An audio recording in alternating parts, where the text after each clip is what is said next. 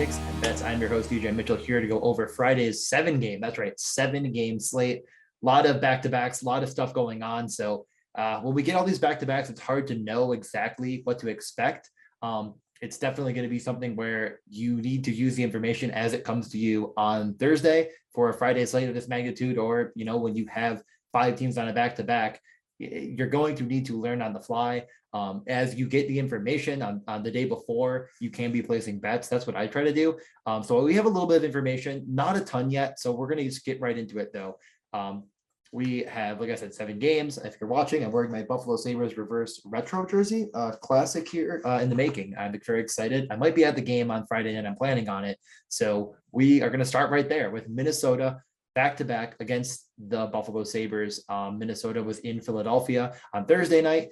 It's 3:30 Eastern time on Thursday right now when I'm recording. I'm just going to be completely honest. We don't know anything from that game yet, so I will not reference it at all. Minnesota minus 190 at the Sabres, who just absolutely downed the Maple Leafs. They always show up for that Toronto game. I'm personally not going to touch this game with a 10-foot pole. I do believe we're kind of assuming it should be Talbot in net for Minnesota. It wasn't confirmed at this point. I'm actually to double check right now before we give the information, but I do think we should be looking at Talbot in net. He's been bad. No way around it. Really, no Minnesota goaltender has been good lately. They've been trending down just in general. I do think that betting against Minnesota at Buffalo is a very, very poor way to make money. The thing about the Sabres is, their top line is good. Their second line is playing fine, and the bottom 2 lines are abysmal. So do with that what you wish. Defensively, Sabres are not good. They're not bad. They're fine. The goaltending showed up in Craig Anderson, but that well's going to break. I think you could, reasonably take the Wild and feel okay about it here, but I'm not touching it. I'm just going to stay dead away from this game because I just don't think you need to do it. There's no need to fit it in. There's enough games that feel good here. I think if anything, taking Minnesota's goal total over 2.5, 3.5 might be the way to go. If you find it somewhere for 3, I kind of think that that's kind of where they're going to teeter out to in projections, but you think they get that 4th goal against Tokarski, who could be a net here. You don't, assuming that Anderson doesn't run too many games. I like that probably the most. I think their offense has such great finishing ability that any bad goaltending team could get just beaten down by them. That's probably the best bet here, but moving forward, we have the Devils at the Rangers. This is another game where before really quickly, back to the Sabres. If you are going to bet anything on the Sabres side, Olofsson was plus like 400 to score. He's just a better goal scorer than that. Second power play, not really getting the minutes, but I do want to mention that like guys with that kind of a shot should be considered. And there's really no one that's going to go overlooked here as far as props are concerned. Kaprizov, etc. Eriksson next been the shot prop guy that I've been wanted to mention though. On Minnesota side, he's just sort of a guy that doesn't quite get the credit he deserves. He's such a great player, and definitely over 2.5 feels like a nice bet there. But now we'll move forward. The Rangers, Shesterkin had probably his worst game of the entire season against St. Louis. They still pulled out the win, finding goals again from Lafreniere on the top line, not top power play. So Lafreniere's, I think, could be somewhat popular in the betting community, just a guy that could profile decently to score. Just a really gifted young player in the making. Hopefully they can get him going. And with that being said, if they do get him going, what's the limit on this guy? And we're going to be kicking ourselves for not taking him at plus, 300 range to score on the top line with really skilled players. I overall look at this game and I think Georgiev's in net, maybe the over is okay, but probably just more of a stay away on the over under. The Rangers haven't actually profiled incredibly well, but the Devils bring that up. So I think the over is in play at 6, just because I do believe we're going to get a really weak goaltending matchup. But if it is Shesterkin on a back-to-back, that wouldn't be crazy. He gets a day rest in between. I have to wait on this one personally before I bet that, because I'm just not going to bet against Shesterkin. To have 2 games in a row where he gives up over 3 goals. And you really kind of need that here. The Rangers get 3 and they only give up 2. Well, you didn't hit the 6. And that's kind of how I feel about this. So you're either going to, say the Rangers blow the doors off the Devils. And again, I don't really feel that great about that either. The Devils have played pretty well lately, and they're trending in the right direction to be not a terrible team. Jack Hughes is a good player. They are running 2 pretty solid lines of hockey. And with Dougie back, they're just a better team than I think we're giving them credit for. So I'm kind of just going to fade that out entirely. I think that you could talk me into the Rangers minus 165. And as soon as I get confirmations the Sturkin's in net, that line feels pretty good. Not really going to touch anything else. Just keep it easy. If it is just Sturkin, you probably take the under on 2.5 goals for the Devils and hope that he has a great game because he does it so often. Next game is LA at Columbus. I have LA really high here as what I'm looking at. Does it feel fantastic? I think I'm willing to bet it at minus 140 as one of my favorites, but doesn't feel incredibly juicy. They played really well. They had, I believe, a really disappointing. They got murdered by Boston. That's right. I was like, what am I thinking of? Yeah, they got absolutely crushed by Boston last time out. So that warm and fuzzy feeling we had about them as taking over the Knights in the playoff race kind of got taken to the wayside. The no line got just shattered. But they're not going against Boston here. This is a team that I think does run pretty deep, as I mentioned most shows.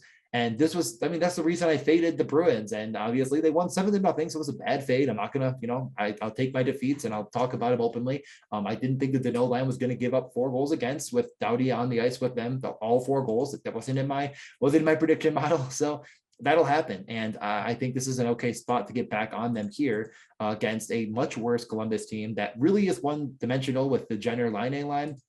And after that, they're really weak. They also were missing Boqvist, who, as I mentioned, or really Matt is the one that found it, is shooting at 20%. Adam Boqvist from the point. You're getting 20% shooter from the point like that. That really does help your offense find goals. They found them without Werenski last time out, and we just don't have confirmation quite yet, I believe, that either of them will be in. So, I mean, we should know tomorrow. And at this point, if they're out, I'm very much in on LA, who profiles to really be able to score a lot of goals here. And I don't really have a problem with, okay, fine. If LA is going to be what my model tells me is a good bet, no problem with it. Also, going back to Minnesota, it actually it's going to be Talbot in net on Thursday. So it should actually be Capo Kakinen in net for them, which is, I think, a better, going back, I did find that quickly. So yeah, a little bit better on the Wild against the Sabres with that.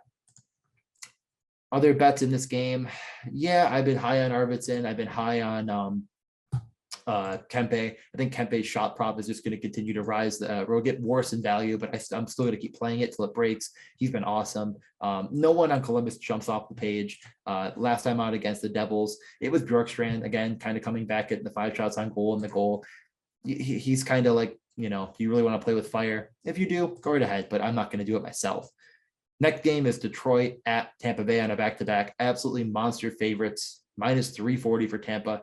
No, thank you. I don't think this Detroit team is quite useless. They proved that right against Carolina as they beat them in overtime. I faded that game on purpose because I just didn't like it. And yeah, I think I'm just going to fade again here. I don't think that they're going to hold the stick up to Tampa, but minus 340, what are we going to put on that to get any real return?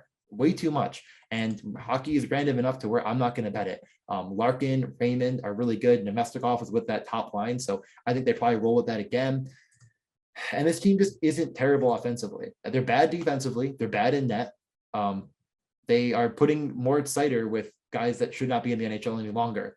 And that hurts his upside. That hurts the team in general. But if Tampa Bay can't find the scoring for whatever reason, they could lose this one. Larkin, Raymond, Bertuzzi are great players, and I just am not going to touch this game. I think the over-under is totally justifiable at 6.5, but I'm not going to bet it myself because of the way Tampa has played defensively at keeping teams off the scoreboard. So, it just doesn't feel good to me at all. I think the under is a much better bet for that reason. Basically, assuming Tampa doesn't get the goal scoring, it probably goes under, and it ends up being a much closer game. So yeah, just fade for me entirely. Not going to take minus 140 puck line for Tampa either. That feels so dumb. No, thank you. All around fade. Under probably the only thing I'd consider here. I think Detroit's goaltending is marginally better with the Zelkovich in net. But both him and Greiss have had, their highs and their lows. And right now it's the lows, but I think that could revert at any point. Now we have a true back-to-back both teams, Pittsburgh at Carolina. Again, the under 6.5 feels good here. Just Carolina is tough to take the under on because of how amazing that their offense can shoot the puck. Pittsburgh on a back-to-back coming from Tampa. Jari will be in net on Thursday, meaning that we're going to get the Smith. For that reason, I do like Carolina minus 150 at home as one of my favorite bets of the night. Pittsburgh has trended down quite a bit lately. We'll see what Carolina does here on Thursday themselves. And being a true back-to-back in this capacity probably doesn't make a lot of people feel good about betting it. But yeah, you know what? I don't think that the back-to-back should hurt Carolina as much as maybe people think. They're defensively much sounder than Pittsburgh. Their goaltending is going to probably be better in this matchup. That's kind of debatable, I guess. Freddie should be a net for them, so it could go back to Ranta. Goaltending is weak enough to where I'm probably not going to touch the over-under. I think that I just talked myself off of betting minus 115 at 6.5, but I think Carolina side is just a better option here. Carolina's running a top line of Svechnikov, Aho, and Turbo. That's a great top line. It's expensive on DraftKings on Thursday. I don't think it's going to get a massive reduction in price, but should be a good line here, a bit contrarian on this slate. I'll probably be on it. I don't play Russian roulette with their defensemen anymore. It's not fun. Slavin gets the top power play in 27 minutes, but the rate stats aren't there to pay up for his price. So you can take a point prop on him at plus money, but other than that, I'm probably not going to touch that. And really, I'm looking at Turbo as shots and points because for some reason they just have him a huge discount compared to Aho, especially Svechnikov. He's a supremely talented player, so I don't quite get it.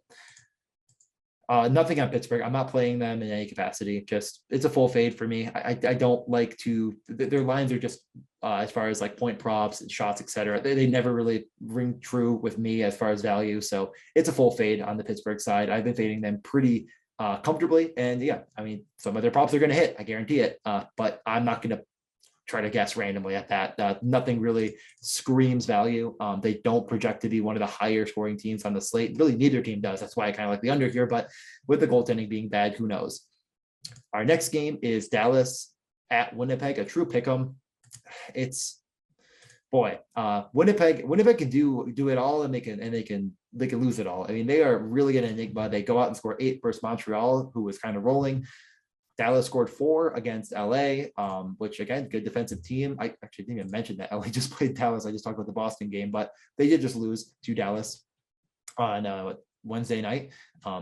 So yeah, I think both of these teams are just fine. I feel like in a pick'em, I normally just shade to the team that's at home, but Winnipeg's been bad at home, and Dallas, I think, is probably the better team here. Dallas really rates out well, so I have to go with Dallas as the team I would bet if I was going to, but I'm just not going to bet this game. Don't feel really strongly on either side. I definitely shade the over here. Dallas is a team I like to bet the under on. Winnipeg's a team I like to bet the over on. I hope it gets to 5.5, but at 6, I still think you can do it. Dallas just played Ottinger on Wednesday. Maybe he will not be a net, which definitely would help this over hitting and help the Winnipeg side if you want to go that route. So I definitely think you could bet Dallas and the over here. Those are pretty sound. Dallas, again, like I said, rates pretty high as far as their expected goal index, but that's really just because they're playing Winnipeg, not because of how good they are at scoring in general. But when that top line's rolling, it's like nothing else. And I think this is a great spot to look at Carolina, look at Dallas, and look at LA and really try to put something together. I think those will be really good lineups in DraftKings. And that's where I'm going to kind of go. Last time out, they were expected 4 goals. They scored 4 goals. That's a really, really good, thing that you like to see. Radulov, surprisingly, was their highest expected goals guy. Interestingly enough, the top line didn't really rate out super high. This might be a good bounce back spot against Winnipeg, who doesn't play well defensively at all. Very bad. So I think I'm going to be looking at Robertson as one guy that I'm going to target. He just seems to be shooting at a little bit higher of a rate. Rupe coming down a little bit, but you never know he's going to bounce back. But Robertson shot prop feels real good here. Dallas in general, I think at minus 110. If we get Ottinger in net, even better. We might, who knows? And the over just feels fine. And our final game of the night, we have Vegas at Anaheim. I have to go Vegas minus 120 because I feel like I just continue to like them more than the field, and they continue to be, it's the boom and the bust with them. They look fantastic. I mean, absolutely world beating against San Jose, but it's San Jose and they're terrible right now. So hard to know what this is going to end up turning into being, but I'm in on Vegas. I'm in on taking them here against the Ducks. The Ducks look very, very good in their last game against Boston where they got the win. But I think this game, you're just not giving Vegas quite enough credit at minus 120. I'm not touching the over under. I feel like I should want the over here. It kind of screams to me like take the over, but I just don't know if I trust where the scoring is going to come from Anaheim quite yet. I'm just gonna not touch it. Could be Laner versus Gibson or something like that. That goalie matchup scares me enough. So favorite 3 bets of the night, and let's get you on out of here. Number 1, LA -140. That one feels really strong. I like that. I think that's going to move a good bit. Columbus just isn't very good. I think that the over 6 in the Dallas Winnipeg game feels real strong to me as well. And the final bet, oh man, you know what? That's 2 bets. I gotta have a third. I feel like I had one that I really liked. Oh, you know what? Let's do under 2.5 New Jersey. Barring Shesterkin's in net. Obviously, make sure first. As long as Shesterkin's in net, that feels real good to me. They're, you know what? I don't know. Screw that bet. Let's go with something more fun. Let's go with yeah. I mean that's fine if Shesterkin's in net. If not, I think the under. The under in the Carolina Pittsburgh game is totally fine. It's both teams on a back-to-back, totally fine. We'll go with that. Either are probably fine, but the Devils have been scoring a little bit too much lately, but they're rushing back to the mean. I mean, they're not this good, right? Okay, let's get you on out of here. Enjoy your Friday. Hopefully you're watching some good hockey that isn't Buffalo, like I will probably be, but enjoy your weekend. And if you have anything, Twitter, DJ_Mitchell94, let me know, and enjoy the rest of your slate.